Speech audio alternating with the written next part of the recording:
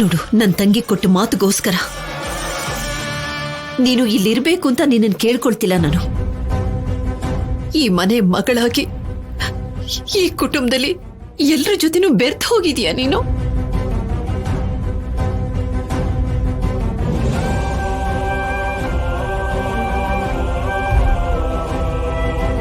ಈಗಿದ್ದಕ್ಕಿದ್ದ ಹಾಗೆ ಹೊರಟೋಗ್ತೀನಿ ಅಂದ್ರೆ ನಿಮ್ ಚಿಕ್ಕಪ್ಪನಿಗೆ ನಿಮ್ ದೊಡ್ಡಪ್ಪನಿಗೆ ಎಲ್ಲರಿಗೂ ತುಂಬಾ ನೋವಾಗುತ್ತಮ್ಮ.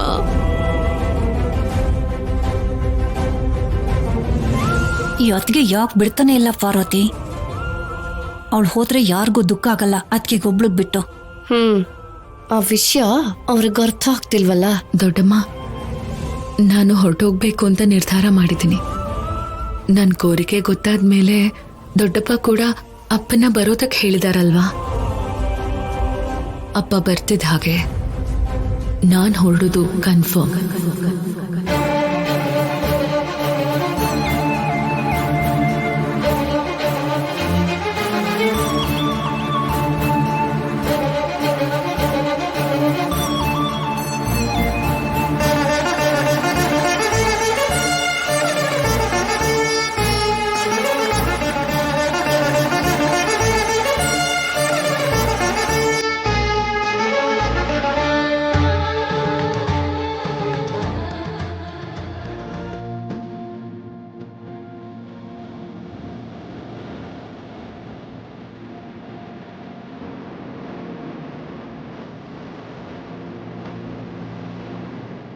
ಅದ್ಯ ಮದ್ವೆ ಆಗ್ತಿಲ್ಲ ಅನ್ನೋ ಕಾರಣಕ್ಕೆ ನೀನ್ಯಾಕೆ ವಾಪಸ್ ಹೋಗ್ಬೇಕು?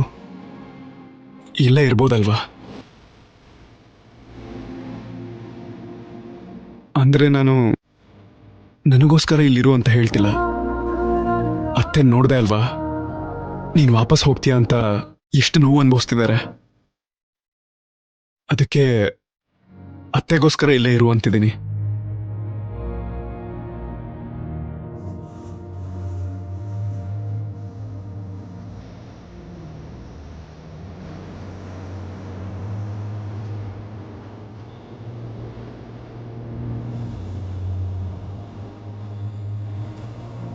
ನೀನಿಲ್ಲೇ ಇದ್ರೆ ಅತ್ತೆಗೆ ತುಂಬಾ ಸಂತೋಷ ಆಗುತ್ತೆ.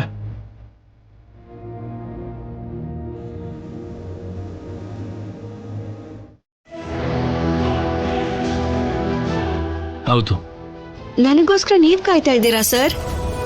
ಫೋನ್ ಮಾಡಿದ್ದಿದ್ರೆ ನಾನೇ ಬರ್ತಾ ಇದ್ನಲ್ಲ. ರಾಜಲಕ್ಷ್ಮಿ, ನಿನ್ಗೊಂದು ವಿಷಯ ಹೇಳ್ಬೇಕು. ನಮ್ ಲವ್ ವಿಷಯನೇ ಅಲ್ವಾ? ಹೌದು. ಹೇಳಿ. ಹೇಳಿ. ಹೇಳ್ಬೇಕು ಅಂತ ತುಂಬಾ ಸರಿ ಅಂದ್ಕೊಂಡಿದ್ದೆ, ಆದ್ರೆ ಆಗಿರ್ಲಿಲ್ಲ.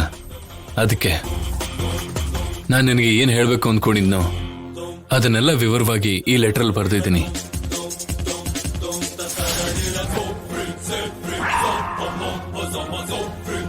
ಇವ್ರೇನೋ ದಾರಿನಲ್ಲಿ ಮಾತಾಡ್ಕೋತಿದ್ದಾರೆ.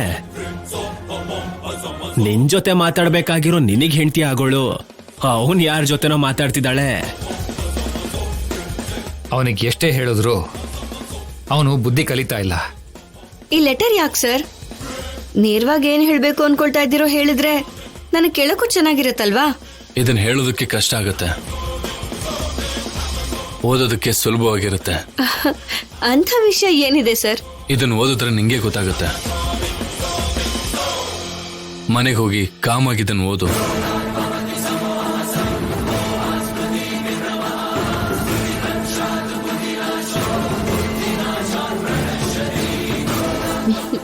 ನೀವು ನನಗೆ ಕೊಡ್ತಾ ಇರೋ ಮೊದಲನೇ ಲವ್ ಲೆಟರ್. ಹೌದು. ಇದು ಎಲ್ರು ಕೊಡೋ ಲವ್ ಲೆಟರ್ ಅಲ್ಲ, ಹೊಸದಾಗಿರುತ್ತೆ. ಅರ್ಥ ಮಾಡ್ಕೊಂಡ್ರೆ ಜೀವನ ಚೆನ್ನಾಗಿರುತ್ತೆ. ನಿಮ್ ಜೊತೆ ನನ್ನ ಜೀವನ ಯಾವಾಗ್ಲೂ ಚೆನ್ನಾಗಿರತ್ತೆ ಸರ್. ಅದೇನೋ ಅವನ್ ರಾಜಲಕ್ಷ್ಮಿಗ್ ಲೆಟರ್ ಕೊಟ್ಟ.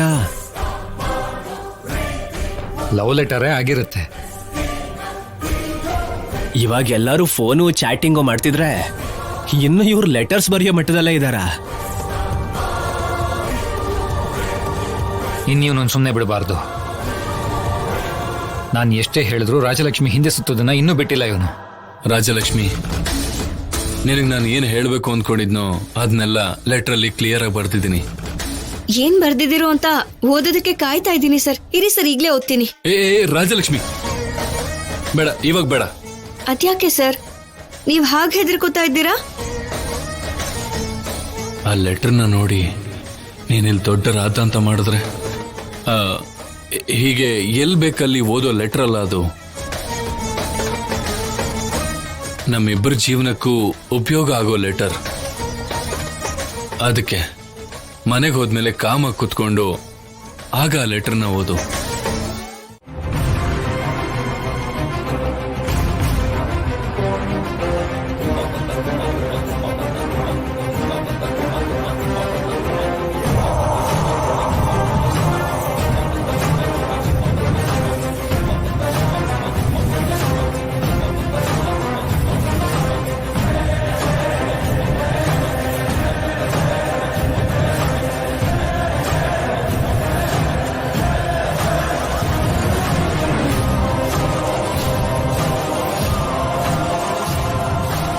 ಏ, ಅವ್ನು ಕೊಟ್ಟಿದ್ದ ಲೆಟರ್ ಏನಿರ್ಬೋದು?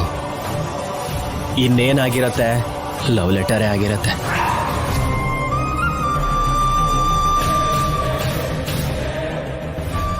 ಆ ಲೆಟರ್ನ ಹೇಗಾದ್ರೂ ನಾವು ತಗೋಬೇಕು.